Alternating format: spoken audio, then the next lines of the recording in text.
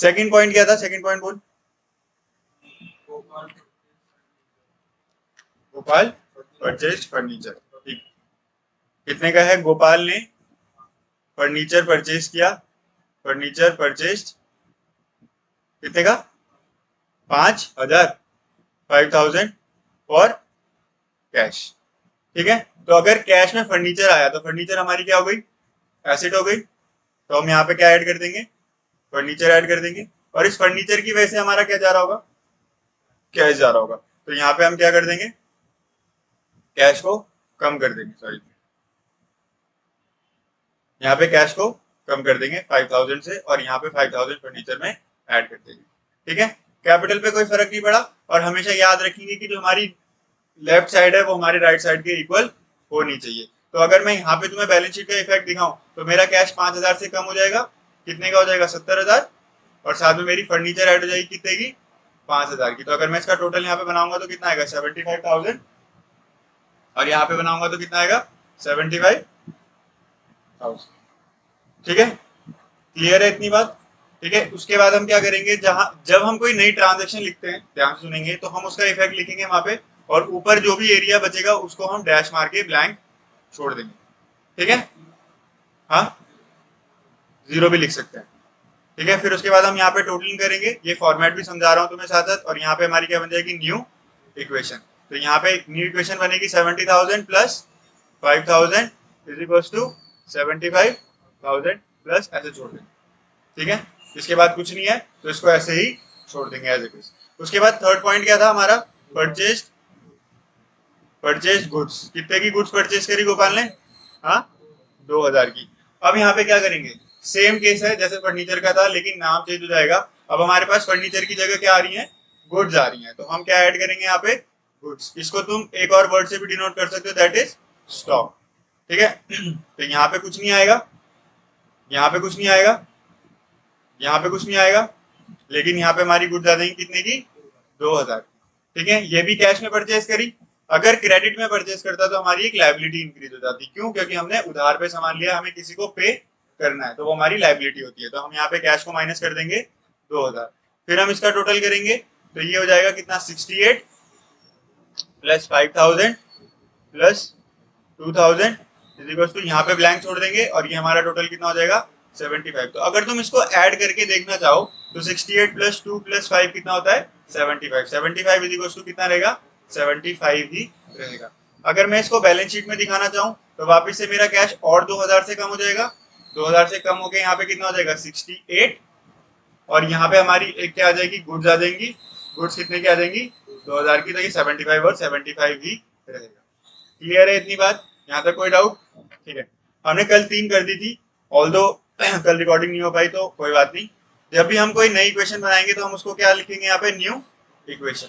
अब आते हैं फोर्थ पॉइंट की तरफ, और अपने पेज को भी कंप्लीट कर लेते हैं। यहाँ पे हमने 2 ट्रांजेक्शन और पढ़ी। एक थी purchase of asset in cash, जो हमने फर्नीचर की बात करी। तो एसेट में हमारी क्या हो जाएगी? एसेट इंक्रीज हो जाएगी, और साथ में ही हमारी दूसरी एसेट जो कि है कैश, वो क्या हो जाएगी? डिक्रीज हो जाएगी। लाइबिलिटी पे कोई भी फर्क नहीं पड़ेगा।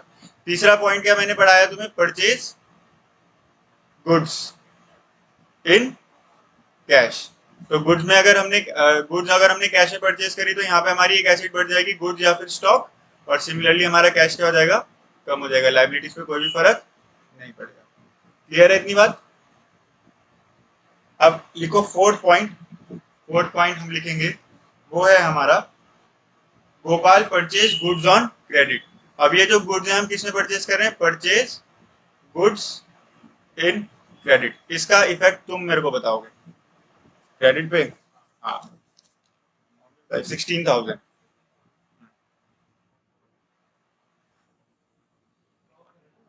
परचेज गुड्स है ना? Purchase goods in credit rupees 16,000। बताओ इफेक्ट बताओ, लिख ली ना ट्रांजेक्शन इफेक्ट? बताओ।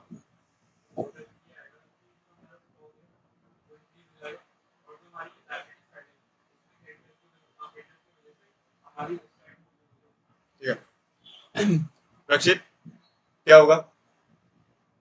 हाँ, ये वाली ट्रांजेक्शन में क्या होगा, दिमाग लगा। हमने सामान को उधार पे खरीदा, ठीक है। तो जब हम किसी से ना कुछ परचेज करते हैं या हमें किसी को पेमेंट करनी होती है, ठीक है, तो लाइबिलिटी में आती है, लेकिन उसको हम किस नाम से डिनोट करते हैं, वो हमारे क्या होते हैं, क्रेडिटर्स। क्या होते हैं, क्रेडिटर्स। तो क्रेडिटर्स अगर हमें पढ़ना है, अकाउंटिंग टर्म में हमने पढ़ा है क्रेडिटर्स। क्रेडिटर्स क्या है, क्रेडिटर्स वो लोग होते हैं जिनका पैसा हमारे पास होता है और हमें उन्हें इन फ्यूचर देना होता है। सिमिलरली हमारे पास डेटर्स होते हैं। क्या होते हैं, डेटर्स। इनको डी बी से डेप्टर्स नहीं पढ़ना, डेटर्स पढ़ना है, बी साइलेंट है। तो डेटर्स वो लोग होते हैं जिनके पास हमारा पैसा होता है, वो हमें इन फ्यूचर पेमेंट करेंगे, ठीक है। तो क्रेडिटर्स जनरली कौन से केस में क्रिएट होंगे, परचेज के केस में, जब हम कोई सामान परचेज करेंगे। और डेटर्स कब क्रिएट होंगे, इन दी केस ऑफ सेल, जब हम किसी को सामान सेल करेंगे। तो यहाँ पे अगर हमने सामान को उधार में परचेज करा है, तो हमारा गुड्स जो ये वाली लाइन बनती आ रही है, ये गुड्स वाली लाइन, यहाँ पे गुड्स इंक्रीज हो जाएंगे 16,000 के, मानता है बात। अब हमारी एक लाइबिलिटी इंक्रीज हो जाएगी, किसके नाम से, क्रेडिटर्स के नाम से। किसके नाम से, क्रेडिटर्स के नाम से। तो अब हमें ना देख, फॉर्मेट को अच्छा बनाने के लिए यहाँ पे डैश डैश लगाते हुए आना पड़ेगा ऊपर से, ठीक है। तो फॉर्मेट का भी ध्यान रखेंगे, ओके। अब यहाँ पे प्लस आ जाएगा 16,000। अब हम इसका टोटल अगर करेंगे न्यू इक्वेशन बनाने के लिए, तो इसका टोटल क्या आ जाएगा, न्यू इक्वेशन हमारी क्या आ जाएगी, यहाँ पे 68,000 आ जाएगा, यहाँ पे 5,000 आ जाएगा, यहाँ पे 18,000 आ जाएगा, यहाँ पे 75,000 आ जाएगा, और प्लस यहाँ पे 16,000 आ जाएगा। तुम्हें टोटल करके भी देखना है साथ साथ कि सब सही है या नहीं है, पहले तक ध्यान दे, कॉपी में बाद में लिखो, ठीक है। तो ऐसे करके 16 आएगा। तो 16 प्लस 75 करेगा तो वो इसके बराबर आना चाहिए, दैट इज 68 प्लस 5 प्लस 18। ये कितना है, 18,000। क्लियर है इतनी बात, अब नोट कर सकते हैं। फिर से समझाऊं, हाँ, कोई बात नहीं, कोई बात नहीं। अब अपना अटेम्प्ट करके तूने ट्राई करा ना, तो गलत हुआ, अब तू सही याद रखेगा, कैश में से माइनस नहीं करना। यहाँ पे वर्ड लिखा हुआ है ना, देख, कभी भी प्री अज्यूम करेंगे हम क्या, अगर हमें सिर्फ मेंशन है परचेज गुड्स, क्या मेंशन है, परचेज गुड्स, और कुछ नहीं लिखा, कैश क्रेडिट कुछ नहीं लिखा, तो हम हमेशा क्या अज्यूम करेंगे, that it is in cash.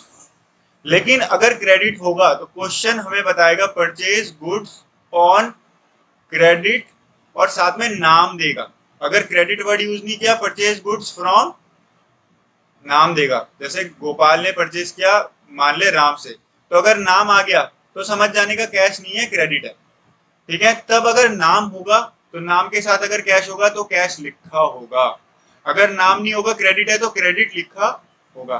That means अगर सिंपल बोलता है परचेज गुड्स, तो क्या अज्यूम करना है, कैश। अगर नहीं बोलता परचेज गुड्स, कैश में या क्रेडिट में, और नाम दे देता है, तो हमेशा क्या है, क्रेडिट। क्या है, क्रेडिट। और अगर नाम नहीं देता, कैश भी नहीं देता, तो वो क्रेडिट के लिए क्रेडिट अलग से लिखेगा। क्लियर है इतनी बात। तो ट्रांजेक्शन का इफेक्ट समझ आया। ट्रांजेक्शन का इफेक्ट क्या कहता है, 68 plus 5 plus 18 is equal to 75 plus 16। Clear है मेरी इतनी बात, कोई डाउट, ठीक है। अब हम इस पेज में अपना लिख लेते हैं, यहाँ पे जो हम ये बना रहे हैं अपनी sheet, purchase goods on credit. तो इसका क्या इफेक्ट आया, हमारा गुड्स क्रेडिट पे परचेज करी, तो हमारी एक तो क्या हुई, इंक्रीज हुई, गुड्स स्टॉक इंक्रीज हुआ। दूसरा ऑन दी अदर साइड हमारी लाइबिलिटीज पे भी फर्क पड़ा। लाइबिलिटीज का क्या हुआ, हमारे एक लाइबिलिटीज क्रेडिटर्स इंक्रीज,